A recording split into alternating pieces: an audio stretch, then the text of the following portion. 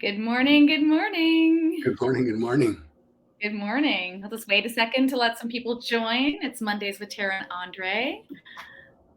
And it's Monday and it's 11 a.m. And here we are.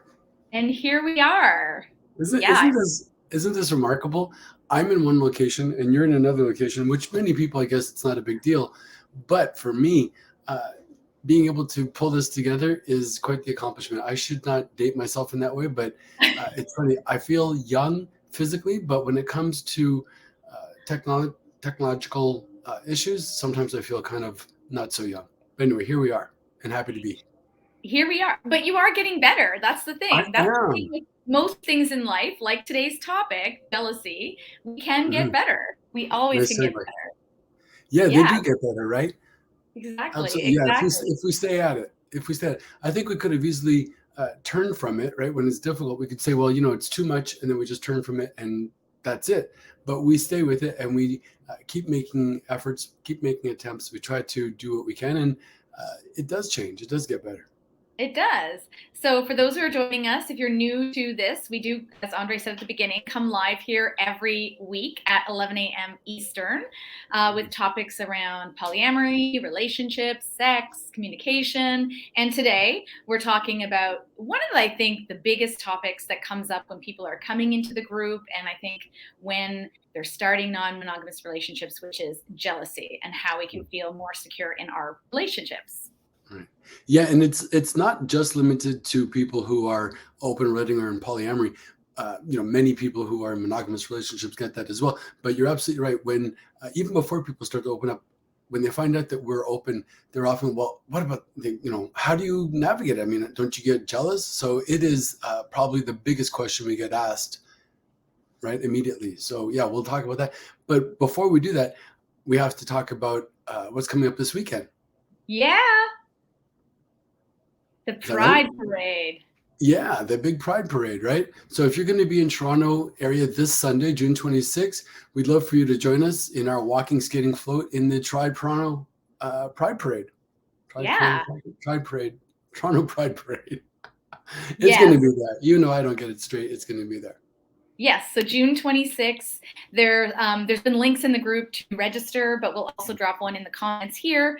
We're super excited. We're going to have a bit of a pre-party starting Yeah. pretty early in the morning, 10:30, 11. We're asking people to show up, to come and get dressed and get excited. We'll have some snacks and get ready because we have to get to the marshalling area by about 12:30. And then the parade starts at 2. So, but it'll be fun. Remember when we did it a few years ago before the pandemic? We met all kinds Mhm. of people. We're going to have our Polly and Proud stickers to give out to Yeah. those that are around us. We can't give out during the parade, but we can give them out to our friends.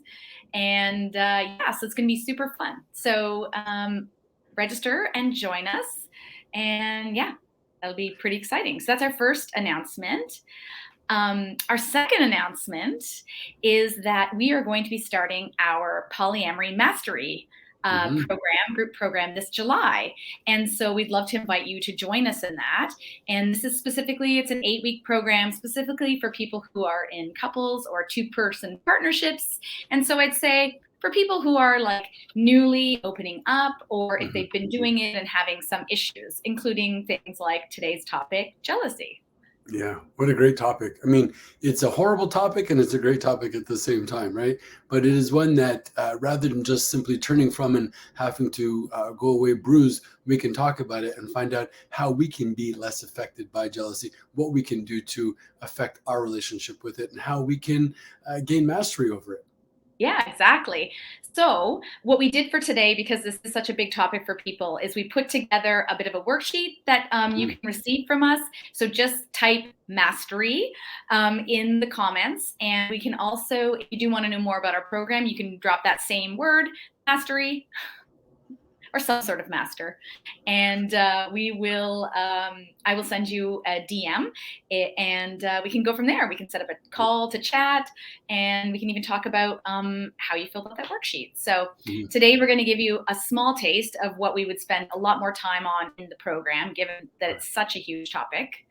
So It yeah. is. It's chock full of information, right? There's a lot to be talked about. It's not something that can be kind of browsed through very quickly, but it's not. overwhelming at the same time, right? This is very digestible. We've broken it down and made it very accessible. Yeah, and I think people sometimes want to run from it, like you said. And I Mhm. think the best way to deal with our jealousy is to really face it. And like we can do the steps, the 6 steps that we're talking about today. But let's first talk about like what exactly is jealousy. Like, I mean, Yeah, I that's know a we great. all use it, the word, all the time, but Mhm. what does it actually mean? That's a great point. Yeah, so it is a word that's used kind of as an umbrella term, and we might use the word jealousy when it is pointed to other things such as insecurity or uncertainty. But for the most part, we say that jealousy is in a relationship is an umbrella word that covers a wide variety, a wide range of emotions that we might feel when a partner makes sexual or emotional connections with others, or when we do it, how our partner might feel towards it. Yeah, and we might have responses to that as a result, right? Mhm. Yeah, exactly. So then the question is like, how do we experience jealousy? Because it can come out in different ways. So you have these emotions, but it can be a complex, like you said, umbrella word. So what kinds of expressions? So several expressions that you can have. Right. So feelings of insecurity and uncertainty, many fears, right? Fear of rejection, fear of abandonment, fear of the unknown, fear that the worst thing could happen, FOMO, even, right? Fear of being left out, right? Yeah. And all that goes back to the acronym of fear being false evidence again appearing real. So we Yes. feel those feelings and we think that they are real. They may be real to some extent, but we might even overestimate their uh, the evidence supporting them. We might find ways of collecting false evidence that's going to make it appear more real than it might actually be.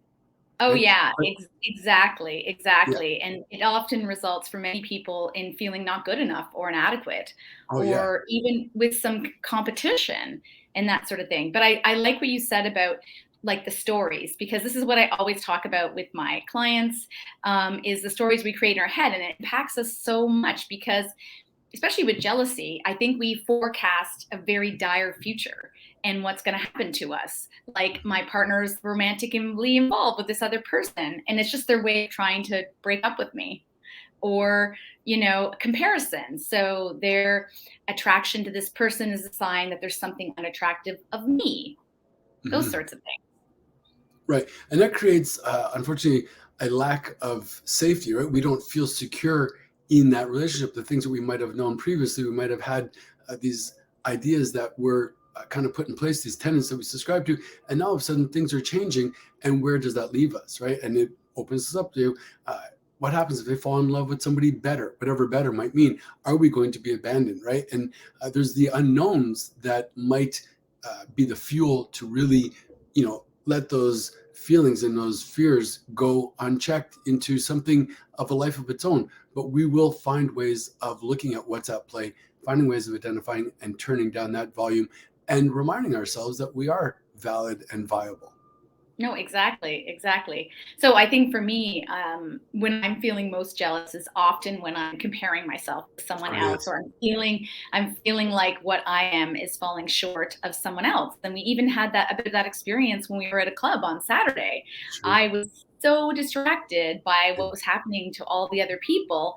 It wasn't so much jealousy, but I was really feeling like I wasn't attractive, I wasn't sexual, and all these things. And that stuff can really mess with you if you Compare and allow. despair. It's often referred to as compare and despair, and unfortunately we Yeah. often end up on the smaller side of that, the short side, as though everybody else is more fantastic than we are, and all we can see are our own blemishes, our own imperfections, which may or may not actually be true, but we capitalize on them, and it's not a fair or balanced report, really, right? It is Yeah, that's prejudiced. that's so true. Yeah, so do you ever feel jealous, Andre? On occasion, I certainly do. I think I felt a little bit of some FOMO as well this weekend, feeling as though I was kind of being left out or not being included. And, that may happen on occasion, but it was uh, an opportunity for me to start feeling low about myself. I could have compared and sort, but I was luckily having gone through this mastery course before. I was able to identify those feelings and say, wait a second, that's not entirely accurate. And I have other things that can counter that. I have other evidence right before me that could suggest that that's not entirely true. So having that experience, having gone through this before, it was able to offset those feelings. But yes, for sure, we all feel jealous. And when we first started opening up our relationship, there was less experience to counter that. So yes, I felt greater feelings of insecurity and more fear. But over time, I'm feeling much more secure, and you're a big part of that as well. We communicate Aw. openly and skillfully, so that's a great thing. Yeah, and that's part of what we're going to talk about today is one of the main things.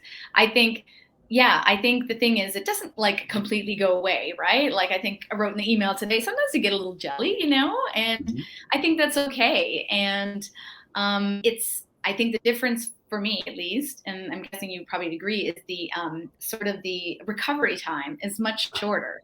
Yeah, for Like sure. you can recognize it and be curious about it and then like move forward sort of thing. So yeah. Yeah, And we put it in its rightful place. yeah, put it in its rightful place and also realize that, I think one of the myths out there that people often talk about is like the ideal of polyamory being having compersion.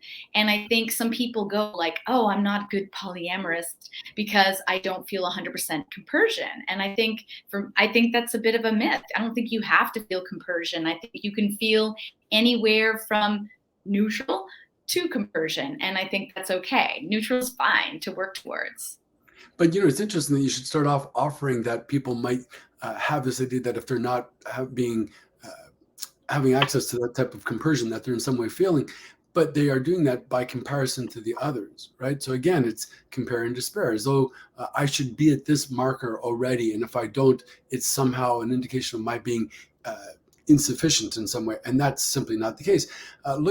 I think looking at compersion is almost as though it is the unexpected gift that you might get. So it's not an indication of our having done anything wrong if we're not there yet, but it's wonderful Mhm. when it does arrive.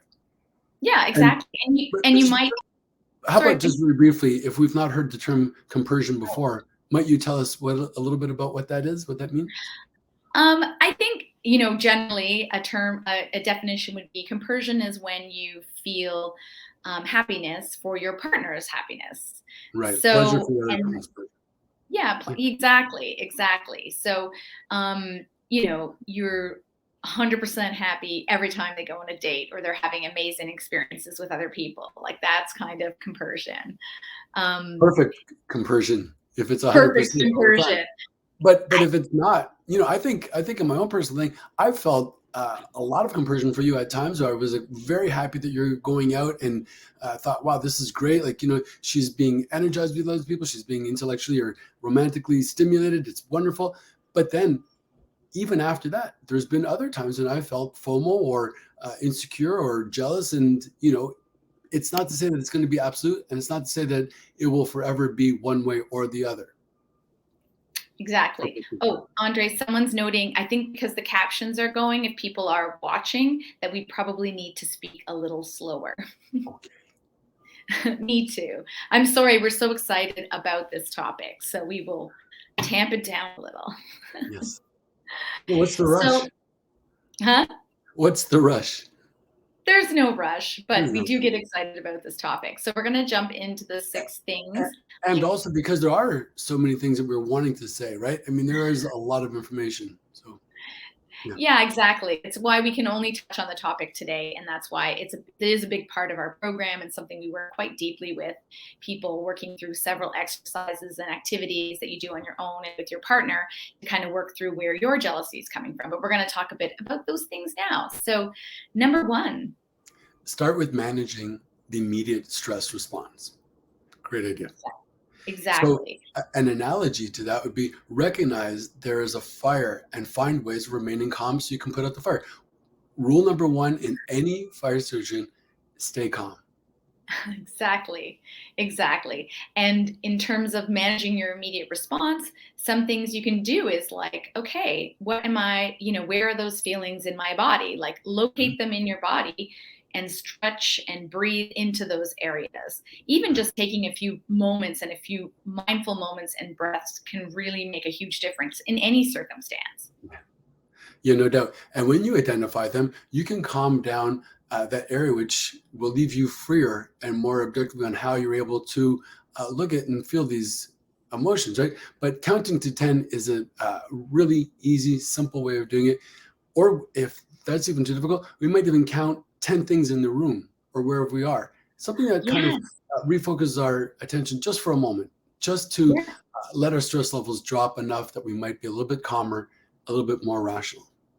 Yeah, and I think, you can use these same techniques if you're feeling anxiety. Like sometimes I feel overwhelmed and anxiety. And for me, the place it resides in my body is really very similar to where jealousy does. Like I Mhm. feel it in my chest. And I think when I change my state, either by breathing or by doing some sort of activity, changing my state makes it, change your state, change your mind, right? It really helps get yourself back into your breath and away from that intensity. Absolutely. So you've identified where it is located in your body. You've acknowledged it. We've counted to 10 and we're starting to calm down. And now we might even go to inviting ourselves to participate in some meditating or some journaling, right? And Yeah. other deep breathing exercises. All of these are good methods in helping to self-identify and get in touch with where we're at. So we acknowledge these things. It's very important that we acknowledge them because they are coming up. To simply try to avoid them or pass a judgment towards self, oh, I'm stupid for feeling this way, or whatever negative criticism might offer, is not going to help us with it. So we're actually asking ourselves to be willing to look at this in a gentle way and find out what's at play so we can address it and we can feel better about it. Yeah. Oh, good. Somebody wrote, change your breathing, change your mindset. Mhm. Exactly. Yeah, Exactly. fantastic. I think the other thing you can do, especially if you're new to, open relating and, perhaps dating separately with your partner, is to plan things in advance. Yeah, So absolutely. that is a way of calming your immediate stress response. Come up with 5 to 10 things to be kind for yourself if you think you might experience these kinds of feelings, like taking a bath, Yeah. exercise, doing some affirmative words of affirmation, meditations, like you said, massage, you know, fun Yeah, things. I think these are wonderful because in your examples, they're really about self-care, right? And that is Mhm. a wonderful thing to do. In addition to that, yeah, we can be of service to others, which is also great because it takes us out of our own mindset and we're doing something for other people. But I've been on the other end of that where I did not plan in advance and I was kind of left to my own devices. And I started to ruminate about all the possibilities, all these horrific fantasies, because I was just in my own head a bit too much. Mhm. I And might then be, yeah. and then what happens when you do that?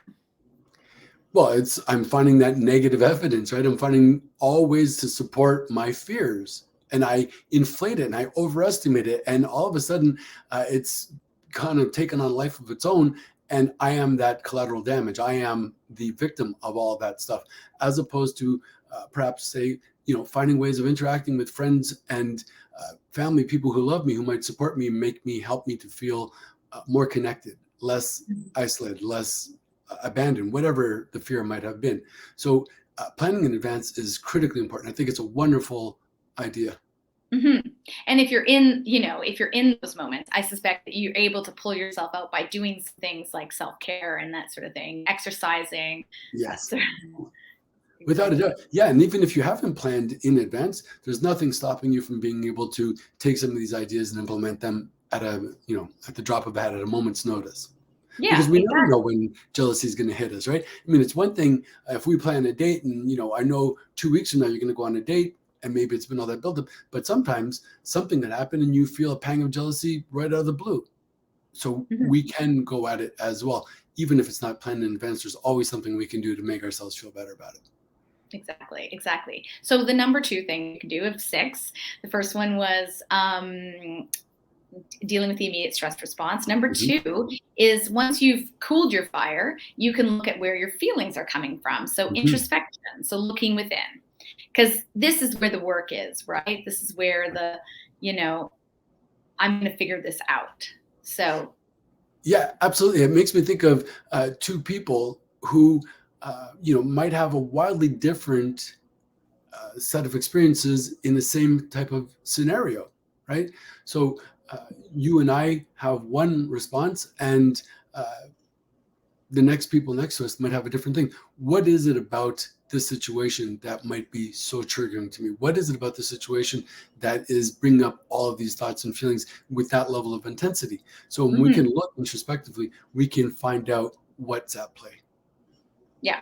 So this is, again, this whole idea of introspection and the types of being curious and asking questions about yourself, again, is something that's a big part of our polyamory mastery program. But given some of the time constraints today, here's a couple of the questions that you can consider. And if you do, after this broadcast, type mastery in the comments, I will send you the workbook. I'm just finishing making it writable, so you guys can write them in and save it. But as soon as I do that, I will send it over to you. But here's some of those questions that you can figure out for yourself. So, are these feelings arising out of my own insecurities in self? Like, how do I feel about myself? Yeah, that's wonderful. So do we generally feel more secure about ourselves? Is there something going on that's particular to this? Or what's at play? And really, we're really emphasizing this because this will inform us as to where we go next, right? And I think later on we're going to talk about our attachment styles, but something like attachment styles would inform us where we're at. And does it, do these feelings lay specifically to this scenario with this particular partner, or do they transcend other areas? And that information will help how we're going to go about addressing these issues. Exactly. So what past experiences are influencing my feelings? Is it indication of some past hurt or trauma or fear that perhaps I haven't worked through yet? Because I think this is what often triggers people. It creates a scenario that reminds them of something else or brings back that feeling. Absolutely. So trauma, if we look at trauma as both being an intellectual and an emotional experience, we might say intellectually, yes, that car accident is over and I'm okay. I survived it intellectually. But emotionally, if we've not processed it, that fear, those feelings may still be as potent as when they first occurred, right? Because they're in the unconscious. The unconscious has no sense of chronological time. So we have to be able to process these feelings. And we do that by this type of exploration, by doing this polyamory mastery class. So exactly.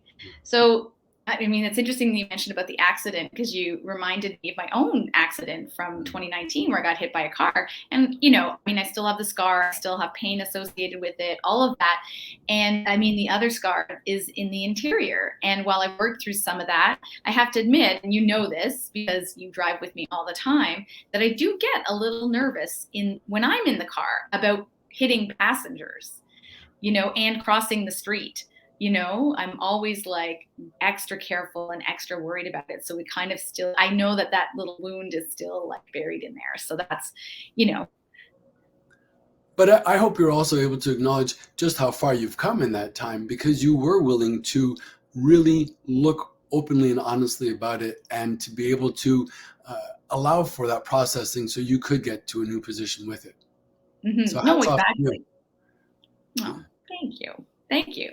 Okay, so some other questions you may want to ask yourself is, are there beliefs that are playing into how I feel? As I like to call them, your limiting beliefs. Another thing that we work on with clients a lot, like, what am I believing about myself, the world, how I interact with it, that may be playing into what's going on, Absolutely. It makes me think of the word transference, right? So we go into any situation already with thoughts and feelings about it. So what are we carrying into this? Are we already setting ourselves up for these expectations, for these feelings? And if so, could we have an awareness of that? And then if it's not serving us, if it's making us feel low or small, could we find another way of being? So we acknowledge it, and then we find what's at play and what other way could we be? Exactly. And then the other one, which you mentioned as well, is my current attachment style impacting my feelings of security? And I mean, that's a big topic again, like that we go into in detail as well in Polyamory Mastery. But attachment style, as much as we'd like to believe that it doesn't impact, it does. It absolutely. How could it not impact it? But there are different attachment styles for sure. But just because we're in one, there's nothing saying that we're locked into that, right? We are plastic, we are fluid, and we change over time, especially when we're willing and able to look introspectively and be willing to do some processing and some work through that. And that's very optimistic, right? So we're not locked in and chained to this one way of being. we might surprise ourselves and find out, yes, we can connect and attach and feel comfortable and safe in doing so, even Yeah. if it's not been our experience in the past. Yeah, you can definitely have learned secure attachment, even if you're coming from another level, like another Mhm. area, like a insecure attachment, whether it be anxious, avoidant, or disorganized. But uh, yeah, like even knowing, I think what your current attachment style is pretty empowering, because then you can recognize some Mhm. of the indications and things that you might be doing as a result of that. Like I know, you know, it's not to use it as an excuse though, but to understand and how to move forward from it. Because I think sometimes people go, "Oh, like I'm insecure, that's why I'm behaving this way," you know. Right. But it's also quite fantastic when you have a loving partner who is well informed and able to recognize your way of relating, and then be willing and able to help work with you on that. So you've done that. I'll say it right out there. You've Oh, invited me to be attached in a different way, and I'm very indebted to you for that. So thank you. You're teaching me oh. things all the time. Well, you teach me a lot of things too, like about this communication. I think I was saying that to you yesterday, the day before, Mm. about how, see, yesterday, I can't remember. I've so lost track of the days since we got back to Ontario. Um, like I don't think in the past, the communication part, like I don't think I would have communicated with someone so openly. And I was having a really emotional day, and we were having some emotional moments. And I just love how we can work through that. And that's amazing. Just awesome. Yeah, it sure is. Well, it's like the attachment style, right? So, communication style, attachment styles. We're not necessarily taught these things when we are growing up in the world, but that No. doesn't mean that we can't learn them either. So, you might not Mhm. have been well versed in certain ways of communicating, but you certainly are now, and that was learned. It was taught, right? We experienced that, and we grow from there. So, it's the same thing with finding ways to address our levels of jealousy.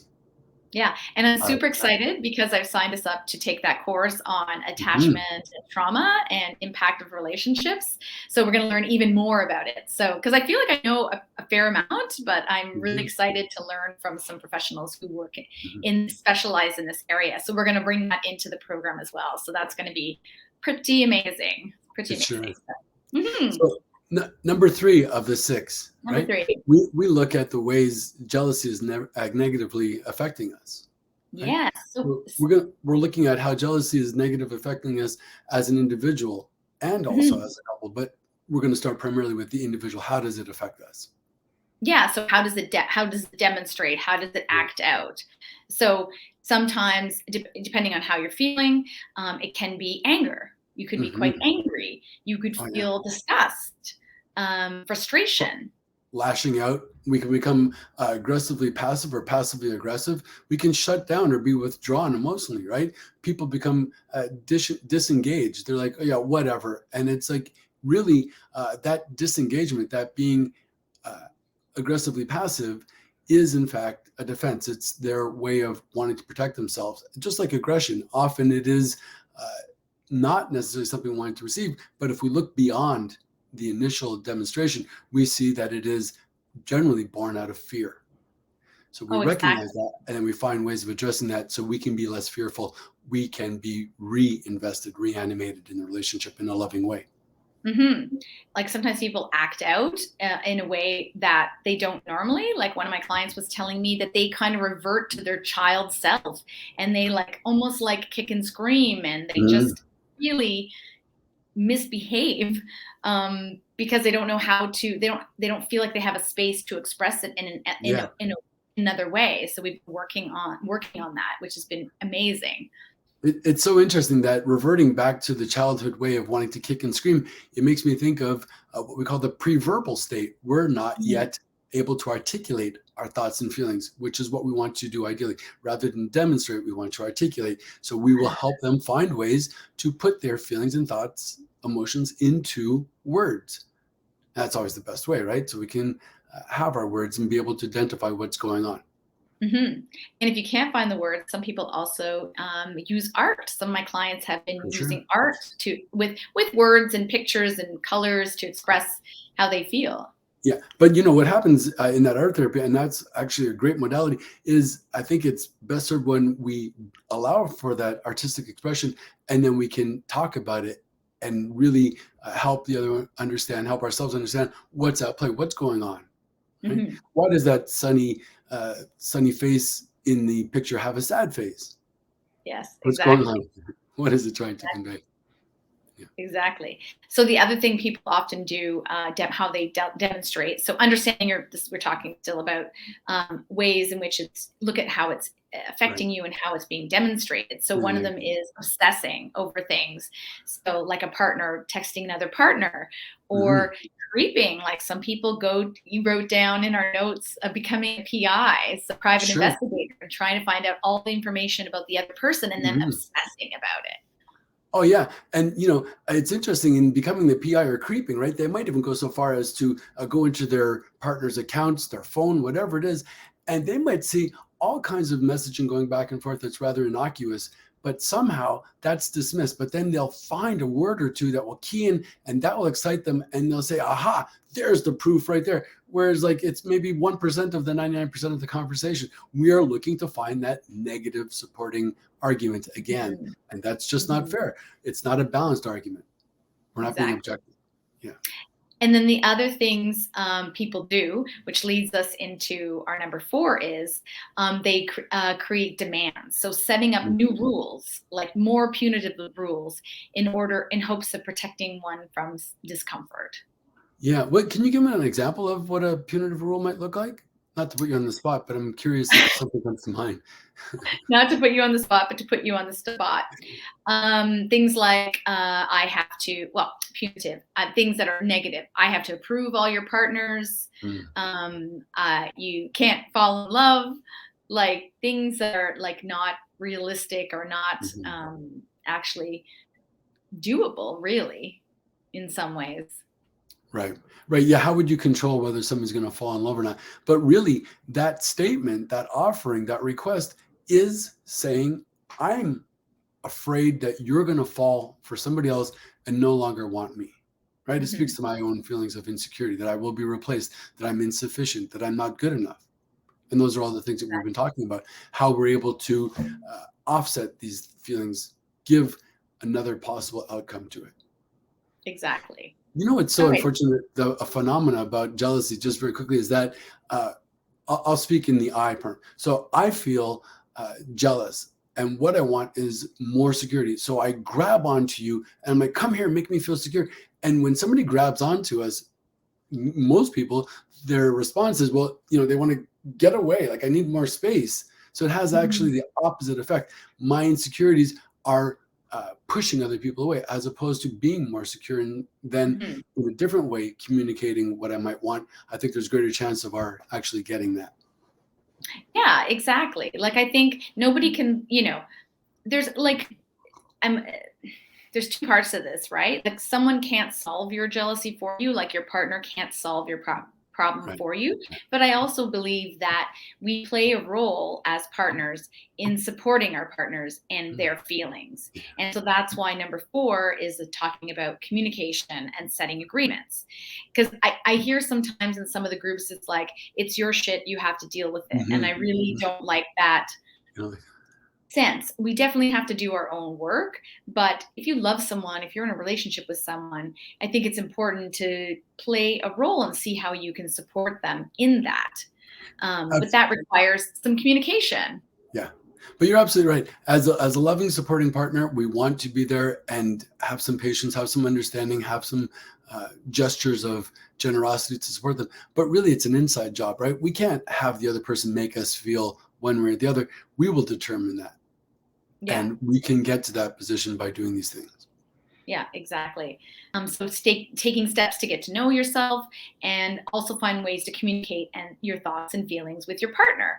Mm. I like what you've said before and wrote in the notes is try to be gentle and forgiving and patient with yourself as well when you're feeling jealousy. Because Yeah. sometimes I know this too from talking to people. It's like they're like, I just don't want to feel jealous. Like, oh, why am I like this? I shouldn't feel this way. I want my partner to be happy. I want Mhm. this. I want that. Why am I feeling this way? And then they get angry at themselves, and it doesn't make it better. It actually makes it worse. Right. But it's interesting. Why am I feeling this? Why this? Why that? And using the word why, unfortunately, can often sound very accusatory, even when it's with ourselves. Why am I doing this? As though it's an automatic judgment associated with it, as opposed to asking ourselves a more open-ended question: well, what's making me feel this way, or how is it that I could be feeling this way, or what other thing? It's a much more gentle approach. So we really want to try and resist the temptation to pass harsh judgments. Yes, That we be exactly. gentle with ourselves. We may have never been on this road before, or maybe it's recurring. There's something at play. There's some reason why we're feeling this way. And coming to an understanding is far better than just simply passing a harsh judgment. Exactly. So part of that is communication, like we said, and communication is I think it's probably the most important part of what makes open or polyamorous or relationships successful. Really, Yeah. it's like the keystone. It's why it's like the first module we Mhm. talk about in our polyamory mastery course, because it's the thing you got to get right first. Right. And You know, it's not get right, but get practice, like practice and begin the process, because it is something we don't learn really well, when I we're don't, younger. No one yeah, teaches. I don't remember ever taking a course called communication. And it's unfortunate because I think we could all benefit from it. But, we didn't come up with this, but it's been said to me many times that polyamory or open relating is less about the sex and more about the communication to do it successfully. Yeah. Yeah, I think people, yeah, I agree. People often say it's like, oh, well, one thing about it is you're going to learn how to talk to your partners because you have Yeah, to. And to I do it think well. but what's amazing about it is it transcends into the rest of your life too. So when you learn these communication skills Mhm. and listening skills, and how to have progressive conversations, I think it can benefit you in so many ways. Like for me, it's completely transformed how I relate to people in the world, not just my partners. So, yeah. So, communication. So, one of the key things to know is to use I and me statements, which is Mhm. sometimes hard, as we know. Absolutely. Yeah, because when the emotions start running, it's so easy and it's so familiar to say, well, you did this and you did that and you never do this and you never that. So it's two things there, right? We want to avoid the you statement, and also we want to try and avoid, when possible, the always and never, all those blanketing statements, right? You're always doing this, you never do that. And that's really just not accurate. It's not fair. It's not reality. Sometimes Yes. you might, but it's not always. But really, what happens is the verbiage that we use might frame the argument. And all of a sudden, now, when I'm being told that I'm always this and I'm always that, I am becoming defensive. I'm getting my guard up. And most often, when I become defensive, I become aggressive. Well, you did this and you did that. And all of a sudden, it goes off the rails and we've lost sight of what the original subject was. And now we're just going back and forth. And God, who knows where it's going to end. So, what I have to do is I calm myself, I take a couple of breaths, Mhm. I think about the way that I'm speaking to you, how is it going to be received? We started Mhm. off as friends. Where did we become these people that are adversaries, right? So I want to speak to you in a way that I'd want to be spoken to. And if it's not always so easy to come at it with love, I can still maintain a proper way of speaking and the proper verbiage being, I feel this way when this happens, or it made me feel this way. So I can talk about that. And then Yeah. I know that you're listening to understand. You hear it, you acknowledge it, and you might feed it back to me. And now all of a sudden, I'm feeling heard. I'm feeling understood. I'm being represented and acknowledged. And it changes the pattern of how we're going to go about it and the outcome of it. hmm One of Yeah. the things I'm super excited about is this exercise I learned how to do, where you do this way of communicating, like one person speaking and the person listening, this whole Yeah. process that you can practice and that sort of thing. So I'm super excited about that. But I love how you say, like, turn it back to yourself. Like, I try to say, when this happens, I feel XYZ. So you give them an example of where it's coming from, and this is how I feel. Or for me, I blah, blah, blah, that sort of thing. It's hard to do, but it is, I noticed on when we were having a bit of a discussion the other day. I was like, okay, I know I was getting escalated. So when we had some time the next day to speak more, we really did use this sort of thing, and it really helped de-escalate and really helped us like communicate and listen. Yeah, and it's a practice, right? So we aspire to it, but doesn't mean it's going to be done to perfection. And we may make a couple of faux pas. Hopefully, we have a loving, gentle partner on the other end who might remind us in a way or re-invite us to use the IME. But if it doesn't go perfectly, we also try to identify that this isn't the biggest thing in the world, that we can put it in its rightful place and say, okay, you know what? We're still communicating. We're still trying to have these open discussions. If it's not done perfectly, well, then we will reinvest in trying to find healthier patterns of communication, which we do. Exactly. And then if someone's sharing their feelings, then you need to engage in active listening, Right. which is hard when you're escalated, which is why sometimes it's important, if you need to take a breather, like you said, before jumping into a heavy discussion. Right. So active listening. Could you remind me, Tara, one more time what active listening means? I knew you were going to ask me that. So active listening is when you listen to understand instead of to respond. That's so interesting, because I find myself, and tell me if this ever happens to you, we're in a discussion, argument, conversation, and you're saying something, and already I'm thinking about how am I going to respond to that, which is understandable. But I must admit, when I've already formulated my response, I've stopped listening. I'm not really listening to understand. I'm listening for my rebuttal. Exactly. And there's a few, like I said, there's that exercise that I work through clients on. And part of that active listening, one of the tools you can use is to reflect back. So the person talks, it speaks to you and say, I feel this, I, using their I statements. And then you reflect back what you thought you heard. And it gives them an opportunity. And then it gives you an opportunity to really understand, because you've listened and now you have to repeat whatever, and then they can say if you got it, oh yeah, that's what I meant, or what I was really trying to say. And then if anyone's misinterpreting what's being said, because we're human, we do that all the time, right? And so that layer of being a meaning maker has to be always checked. I think these are wonderful patterns of communication when we're having a heated discussion. But as you were saying, I was wondering, do we do that with the positive as well? So if I said, Tara, I find you very attractive and I'm really wanting to get to know you a little bit better, would you reiterate that and make sure, so what I'm hearing from you, Andre, is that you're seeing my physique and wanting more of it, whatever. I mean, can we practice it in the light and airy ways as well? It might be a lot of fun. Actually, that's a great idea for people to practice. Like, let's practice with stuff that's easy, right? Before it gets hard. Exactly. And also doing that kind of thing is also very affirming. So you just added something to polyamory mastery, is practicing with the positive. I love it. I love it. Well, also, because we're laying down those neural pathways of communication, right? So if it's not charged with heated emotions, if it's not with that tax added to it, it might be easier to go at it, and a lot of playful opportunities might arise from that. So I think it might be a lot of fun to use that as a communication exercise. Let's not wait till the pot is boiling. Yes. Okay, awesome. I love it. So the other part of number 4, communication and setting agreements. So setting agreements, we talked a bit about that, but what I like to do when I work with clients and what's part of our program is establishing agreements that are based on our values. So an example of this is, I use this all the time, so I apologize for the repeat, but I think it's a good one. So I think, I believe one of the values in our relationship is consideration. And if you value consideration, you may do things differently as a result. For example, because it's important to us, one of the things we do is keep your partner informed of your schedule and give advance notice of dates. Right. Yeah, and it's interesting because I was speaking about this the other day, and somebody kind of put it back to me like, so what, I have to ask for permission?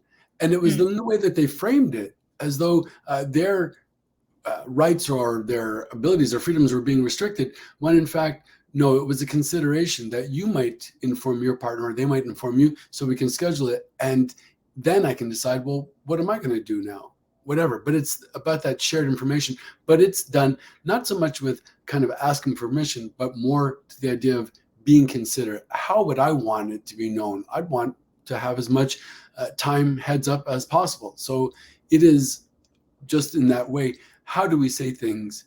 And is it said in the spirit of love and consideration, or do we feel as though it's restricting? And if we feel that it's restricting, then it might be something we're wanting to look at. Exactly. So another thing we do, and some people do this, some people don't, is they might send a little text before they're going out, or they might just say hi when they're out, when they have a private moment, not to take away from the experience they're having with another person, because I think that could be not great. But if you have a moment, just saying hello, is sometimes nice for people to receive, like let them know they're thinking about them. Yeah. So a lot of people do that, right? It's the pre-care, the check-in, and the aftercare that they might want to come up with and find out, how are you feeling? Where are you? What's going on? Yes, exactly. That's also part of the program, is before, during, and aftercare plan, which I think is awesome. Because I think when you know what to expect, I think it just makes things easier. And if if maybe that's not your thing, maybe there won't, if there's not going to be a check-in, because you've decided that that's your time away, and then you're not expecting it, then you're not missing it. You know what I mean? Right. But hopefully that is something that we've spoken about and have come to an agreement with, right? That both parties are consenting to not do that or to do that. And we might not always have the same agreements, but then there's also the question of consideration. Again, well, I might not necessarily want to do it, but is it important to my partner? And if it's important to them, is it important to me? Mm-hmm. How would I want to be acknowledged or received this way? And that might inform us how we should approach them, or how we might approach them. Yeah, I like that. Okay, number 5. Wow, we're going long today. This is such a good topic, though. There's so much to say. There's a lot in here, but it's critically important. So this one is, I'm looking at the text. I don't know if anyone watches Breaking Bad and Jesse's fat stacks, yo. So this is number 5 is practice gratitude and develop your positive fat stacks, yo. Mm-hmm. So a fat stack, would that be the equivalent or possibly the opposite of that negative evidence that we were talking about earlier? Yeah, exactly. So any situation any scenario situation unfolds, how am I going to look at it? What perspective am I going to choose? Am I going to look for all that negative evidence that's going to tell me that I'm small and insufficient, unloved, insecure? Or can I find the proof that says, well, wait a second, no, there are plenty of things on the positive side, and I should be aware that there's a balance, and where am I putting my energies?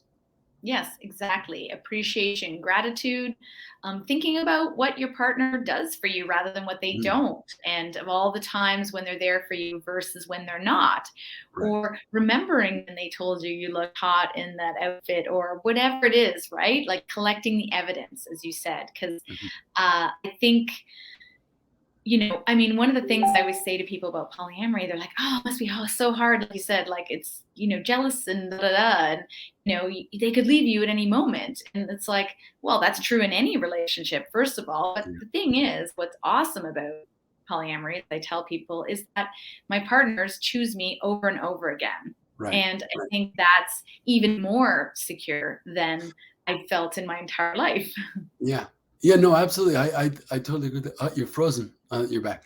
I totally agree with that. Yes, I could have had a marital contract, which I have in the past, and it didn't work out, obviously. And yet, with you or other polyam relationships I've had, yes, it is the idea that you could leave at any time, but then you demonstrate to choose to return because you want to, right? Exactly. Not just because you are mandated to. Exactly. So we're talking about focusing on the good versus the bad, and letting go of the negative future focus, that looking forward to the future, a negative future that might happen. So sometimes what people do, if they feel like they're going to forget these things in the moment of feeling jealousy, is they have like a gratitude journal or a relationship journal or something like that, where they write down all the evidence and the amazing things, and they can just open it up and take a look at it as a reminder. But like you mentioned, when we are journaling that way, let's, again, try to be objective and a bit fair. It's room to put all these things out to vent, but let's also see if we're able to write down some of the good things, not just the bad. It's not just about all the negative things, but could we counter it with an objective realization of all the good things as well? Exactly. One of the exercises I've worked with some of my couples is an appreciation and love list. And because they were feeling like a bit disconnected, and they wrote out this list. And when you start to actually write down all the things you love about your partner, things that you appreciate, it's like, wow, yeah, there's all this evidence that I forget, because it's like it becomes commonplace and you forget that some of those things are very special, you know? Yeah, it's a great reminder for self. And also, if we're willing to share that with our partner, what effect might it have on them as well? Yes, I've gotten them to read it to each other, and on Okay. it, like, just keep it to themselves, and then on a session read it to each other, and it's very powerful, super powerful. Hmm. So, yeah, so number 6, finally, we're getting there. Seek professional support. Hmm. So there is courage in asking for support, right? It's so unfortunate that there's a stigma in asking for help as though it is an indication of weakness, when in fact it is a demonstration of strength, the ability to go beyond our feelings of vulnerability or fears and to say, you know what, it's not comfortable and I know it could be better and I'm willing and able to do something about it. I'm going to speak to somebody about it. And that's fantastic. So let's see if we can find that courage to allow ourselves to participate. And even more, like, courage is amazing, but also, like, I have to share that, I've invested in myself several times, coaches, programs, and that sort of thing. And every time I've done that, I have grown exponentially. I've Mhm. gotten to the place where I want to be much faster than I could have been on my own. And we have these blocks within us that we don't see. And it's really funny. People always say, as a coach, that you often coach on the things that you're also working on. And I recognize that sometimes is like I get to work through these things as well and become even up level even more. And like I said, every time I've invested in myself in a program, I've always had an amazing experience and grown. So Wow. some of this stuff is not easy stuff, especially jealousy. And it can be really hard at times for people to clear out, those things that are blocking them and recognize it, because we are so we're owning those like the jealousy so Yeah. tightly to the chest. You know Yeah. what I mean? And we're emotionally invested in it, which is, again, one of the reasons why speaking to somebody else is very helpful because we can hear our own narrative. We can find a place where and find out, is it entirely accurate? We can get another perspective on it. And that can make a world of difference. Yeah. Even saying things out loud can be very, you know, uh, cathartic. Cathartic, is that It the is word? absolutely cathartic. Yes, without a doubt. Exactly. Yeah, we So, do feel better when we talk about it. for sure. So, seek professional support. There's a lot of professionals out there to choose from. And so we encourage you to look around and see what works for you, because different people will vibe with you and that sort of thing. Of course, we'd love you to come and work with us. And it's why we created our Polyamory Mastery course. We're super excited. We're going to start in July. Mhm. It's an 8-week program. So you get us and a membership site with all the information and all the videos in case you can't watch us live. We do live Q&As to really help you work through the things and like master your relationship. Yeah, So less friction and more pleasure. exactly. Well, it's for people who want to stop arguing and attacking each other and start listening and really communicating with each other. We talked about secure attachment. That's a huge part of it too. Learn how to be more securely attached to your Mm. partners and with yourself. And Create create awesome. relationship agreements that are more viable, more amicable towards both, right? That work based on what we value in our relationships, rather than being kind of punitive or limiting, right? Exactly. Work through and no longer be obsessed with feelings of jealousy and insecurity, finding ways of self soothing, but also being supporting by your partners. That's a huge part of it as well, like we Yeah. talked about today. And as a result, we will have more super sexy fun in our relationship. So, Exactly. yes. Exactly. So, if you're interested in finding out a bit more or just booking a complimentary call with us to talk about what's going on in your relationship, type mastery in the comments. You'll also, if you use that same word, we will send you the jealousy worksheet that we created based on today's topic, and it will allow you to work through that on your own with a partner, that sort of thing. So we can send that to you as soon as I make it writable. Awesome. Very exciting. Yeah. So that's it for today. That was a big topic. Wow. I love talking about jealousy. I know we said that at the beginning, but it's a great topic, and it's always a great reminder for me of the tools and techniques that you can use to work through your jealousy. So You know, it's so phenomenal that you say I love talking about jealousy because, and me too, so do I. But I would have never imagined that I would say such a statement a couple of years ago. It would have been the thing, well, let's not talk about it. Let's try and minimize it. Let's pretend like it doesn't exist. And yet talking about it, it kind of really takes that big boogie person out of the shadows, puts some light on them, and it makes them small and manageable. And it's not the thing that's going to be the end of us. yes, exactly. Awesome. Well, thanks, Andre. Thank you, Tara. And thanks everyone for listening, who are watching live or watching us in the replay. And we hope to see you out at Pride this Sunday in Toronto. Yeah, come out. Talk soon. Thank you. Bye.